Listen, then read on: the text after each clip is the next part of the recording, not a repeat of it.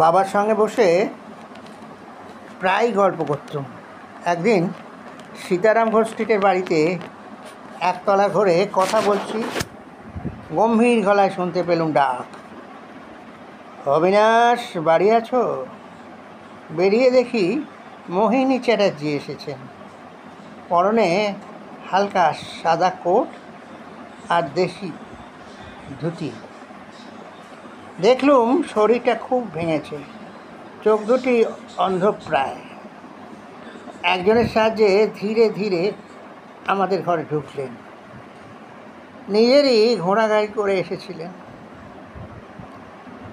বাবার সঙ্গে খুব হৃদ্যতা ছিল, বহু বছরের। দুজনেই ছিলেন অ্যাটর্নি।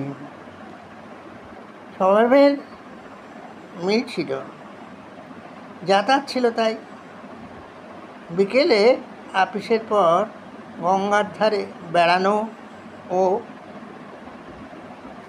মোহিনীবাবু খুব সাত্ত্বিক লোক ছিলেন, সাধু বলা যায়।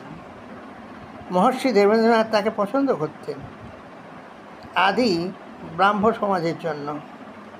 পরে দ্বিজেন ঠাকুর তাকে জামাতা করেন। আমার বাবা কখনো বিদেশ যাননি। মোহিনীবাবু 6-7 বছর ইংল্যান্ড আয়ারল্যান্ডে ছিলেন, তবু বাবার সঙ্গে সম্পর্ক ছিন্ন হতে দেননি। সেই দিন তাই মোহিনীবাবু বাবার সঙ্গে দেখা করতে এসেছিলেন। কিছু কথাবার্তার পর বাবার মনে পড়ল ইয়েটসের লেখা মোহিনীবাবুর বিষয়ে কবিতা। আমি বাবাকে পড়ে শুনিয়েছিলাম। বাবা আমাকে বললেন, মোহিনীবাবুকে কবিতাটি পড়ে শোনাও, আমাকে যা শুনিয়েছিলে। মোহিনীবাবু বললেন, আমি চোখে দেখি না, পড়ে শোনাও তো আমাকে। কী লিখেছেন ইয়েটস? কবিতাটি আমি পেয়েছিলাম একটি ম্যাগাজিনে, আমেরিকান সাপ্তাহিক নিউ রিপাবলিক। সুধীনবাবুর চেনা হগ মার্কেটে একটা বুক স্টলে। আমিও প্রায় বই দেখতে যেতুম, ভালো বই পেলে কিনতুম। ইয়েটসের কবিতাটি বেরিয়েছে দেখে সংখ্যাটি কিনেছিলাম। বয়স আমার তো অল্পই, তখন সেকেন্ড ইয়ারে পড়ি। নিজেরই অস্বস্তি হচ্ছে মোহিনীবাবুর কাছে পড়তে। আমার উচ্চারণ ভালো নয়, সে তো আমি জানি, তবু পড়ে শোনালাম কবিতাটি।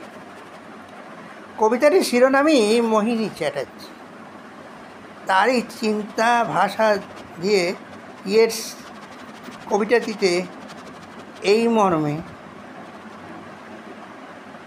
উপাসনা করব আমি কি না, আমার এ প্রশ্নের উত্তরে ব্রাহ্মণ বললেন আমায়, করো না, কিছুই পারত না, বলো প্রতি রাতে বিছানায়।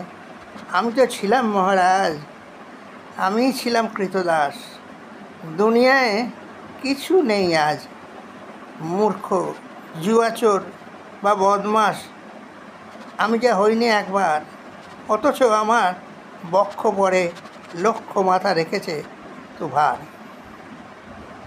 বালকের চন্দ্রদিন রাত যাতে হয় প্রশান্ত অন্যথা। মোহিনী চ্যাটার্জি বললেন, ওই বা অমনিতর কথা। কবিতাটি শেষ পংক্তিটি অনন্য সুন্দর। ইংরেজিতে, men dance on deathless feet. Bangla অনুবাদে বলা যায় কি, মানুষের নিত্য নিত্য মৃত্যুহীন পায়। মোহিনীবাবু খুব খুশি হলেন। শেষ কথা কটি এখনও মনে আছে, গেঁথে আছে। বললেন, আমায় দাও তো বইটি, আমার ছেলেকে দেব, খুশি হবে সে। নিউ রিপাবলিক ম্যাগাজিনটি হাতে নিয়ে বাড়ি ফিরে গেলেন।